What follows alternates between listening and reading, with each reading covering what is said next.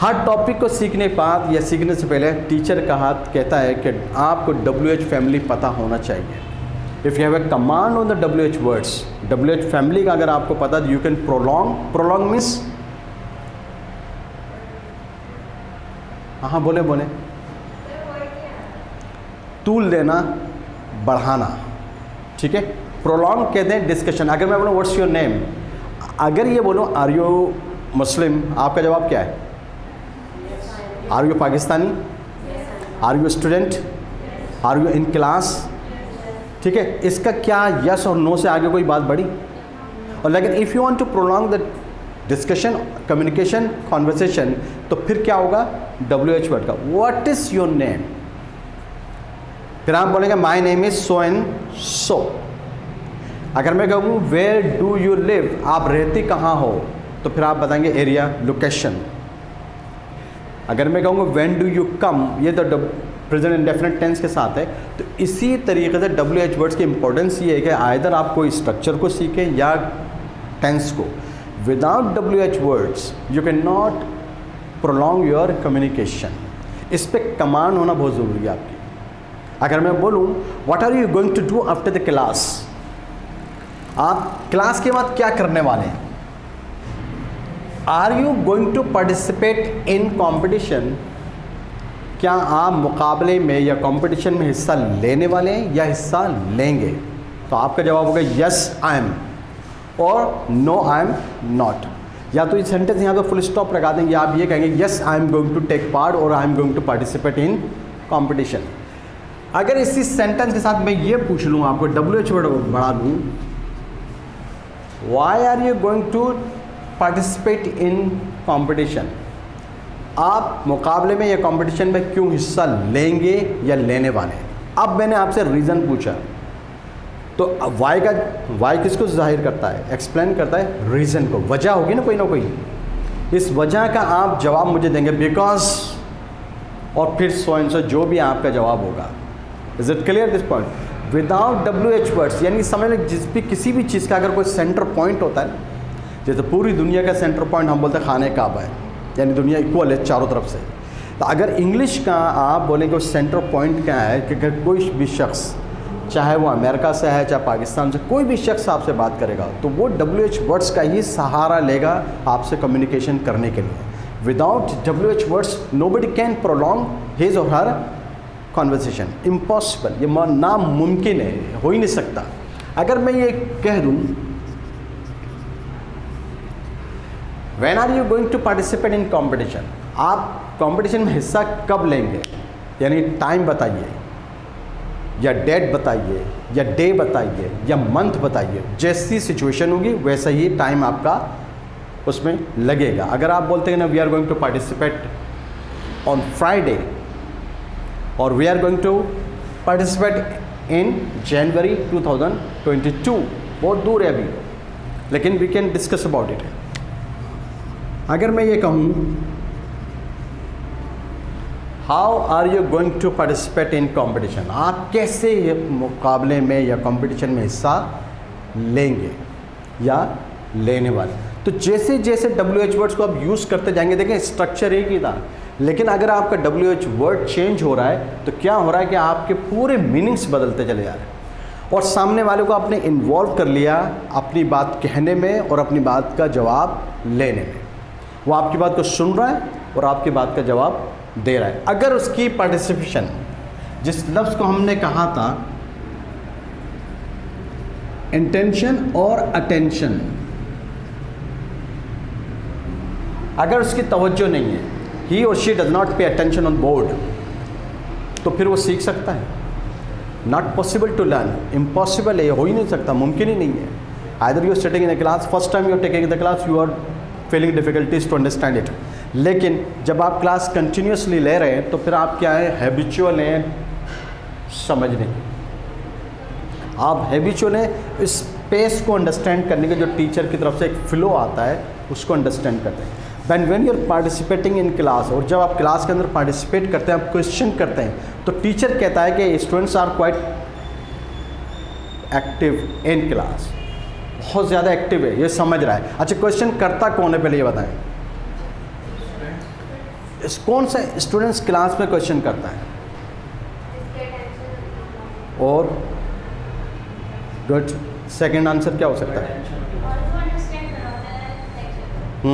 और हाँ, yes, good, जिसकी अटेंशन हो और जो अंडरस्टैंड करता है या अंडरस्टैंड करने की कोशिश कर रहा है, वही क्वेश्चन करेगा कि मुझे समझ में नहीं आता, I am not able to understand it, I am not going to understand your topic, मैं नहीं समझूंगा आपकी बात को, प्लीज़ एक्सप्लेन इट अगेन, इसको दोबारा एक्सप्लेन कर दें।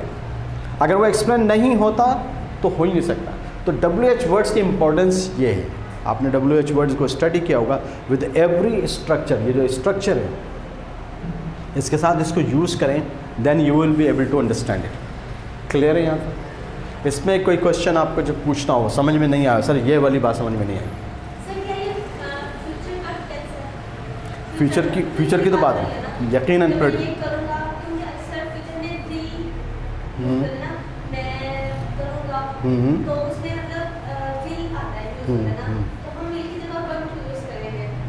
नहीं, बहुत दोनों में फ़र्क है। विल क्या है, फ्यूचर है, फ्यूचर कितना बड़ा है, चलता रहेगा ना क़यामत तक, आई विल डू इट, मैं ही काम करूँगा। देखिए विल कब होता है, जब हम कम्युनिकेशन कन्वर्सेशन हमारी और आपकी चल रही है ना, तो फिर मेरी listening, after listening my points, then you say okay sir I will purchase this book, मैं ये किताब खरीदूँगा, ये ड्यूरिंग कॉन्वर्सेशन एक बातचीत हुई है और आपने ये कहा और इन्होंने कहा, इनका भी एक इरादा हो गया, sir okay sir I am going to purchase this marker, मैं ये मार्कर ख़रीद लूँगी या मैं ये ख़रीदने वाली हूँ, ख़रीद लूँगी डेफिनेटली आफ्टर क्लास और नेक्स्ट डे। तो ये इन्होंने इरादा कर लिया, during the conversation you have also decided I will purchase this marker और I will purchase this dictionary, वो फ्यूचर की बात कर रहा था। तो दोनों में फ़र्क है। हमने क्या किया, विल के अंदर only we discuss about the future, और गोइंग टू में क्या डिस्कस करते हैं, जो कुछ पहले से इरादा हो चुका है एक उसका, और एक वो जो मुझे सब कुछ प्रेडिक्शन सिचुएशन को देखने के बाद मैंने अंदाज़ा लगाया कि ऐसा ऐसा होगा या ऐसा होने वाला है। When ever you listen any boy any girl,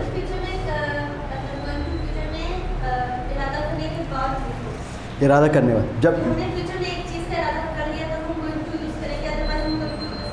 कैसे करेंगे, नहीं, for example you have a good question, आप एक बच्चे को देखते हैं क्लास के अंदर बड़ा अच्छा पार्टिसिपेट कर रहा है, आप सभी लोग अपने आप को लेने, तो आप आफ्टर लिसनिंग हर किसी को भी सुनने के बाद आप क्या बोलती हैं, क्या she is participating in class, तो she is going to be good speaker in future, ऐसा ही है, क्योंकि वो बार बार क्लास के अंदर अपनी अटेंशन के साथ साथ पार्टिसिपेट कर रहा है या कर रही है।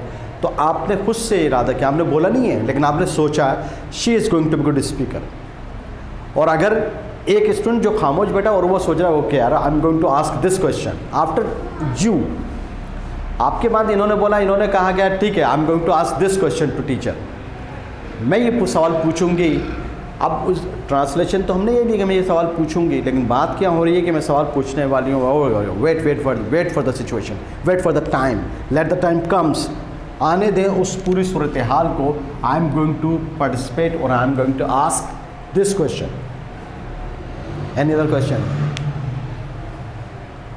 यहाँ तक क्लियर है या है कोई सवाल? You can ask any type of the questions which is important. देखिए एज वी डिस्कस, जब भी तीन चीज़ों की बात होगी, डिसाइडेड मैटर्स की, इंटेंशन की, गोइंग टू को, तो we have to use structure, going to का यूज़ करना in our sentences, then we can decide. अगर हमारा कॉन्सेप्ट ही क्लियर नहीं है, जैसे अभी आपने एक सवाल किया ना विल है, सर वो तो फ्यूचर की बात करता, तो फिर हम वेट करते हैं या जिस सेंटेंस के एंड में गा गी गे आएगा ना तो वो विल है वह। अच्छा फिर क्या ये हो गए पूरी सिचुएशनल, सिचुएशन आएगी तो मैं जुमला बनाऊंगा और जुमला बोलूँगा। लेकिन अगर आपका कॉन्सेप्ट क्लियर है तो फिर आप you will not wait the situation, that situation which is taught by teacher, आप बोलेंगे नहीं ये according to this concept clear है मेरा और I am going to purchase this marker, मैं ये मार्कर खरीदूंगी। When you are sitting with your family members, आप डिस्कस करते हैं ड्यूरिंग लंच और डिनर, आपने कोई बात सुनी वालदेन से, वालदेन को कुछ बात बताई, तो वालदेन भी डिसाइड कर लेते हैं okay now she is going to take admission in that college और दिस कॉलेज, ये इस कॉलेज में एडमिशन लेगी या लेने वाली है। Because after your sentences, after listening to you, he has decided or he has thought कि मेरी बेटी इस कॉलेज में एडमिशन लेगी। It's clear. जब हम किसी के साथ बैठते हैं और डिस्कशन करते हैं तो वहाँ पर सुनने के बाद पता चलता है। If you are taking my class, if you are participating in class, और क्लास में बैठ के आप सुनते हैं, सुनते सुनते आप, मैं देख रहा हूँ they are quite active students, तो फिर मैं फैसला क्या करूँगा, okay I will conduct your class tomorrow as well, मैं कल भी आपकी क्लास लूँगा। ये मैंने जुमला नहीं बोला। फॉर एग्जांपल आप बैठे हुए और टीचर ने इस तरह से एंड किया सेंटेंस को, तो आपने एक ख्याल किया, कयास किया, prediction, teacher is going to come tomorrow, teacher कल भी आएंगे। अभी ये नहीं हो रहा कि टीचर कल भी आने वाले, बट सिंपल, टीचर कल भी आएंगे, teacher will conduct the class, और टीचर क्लास को कंडक्ट करेगा। डिफरेंस हमें पता होना चाहिए। कॉन्सेप्ट क्लियर है तो we are able to understand it. अगर कॉन्सेप्ट क्लियर नहीं है तो हम ऐसी ऐसी मिस्टेक कर लेते हैं जो अजीब सा लगता है। क्लियर है यहाँ पर?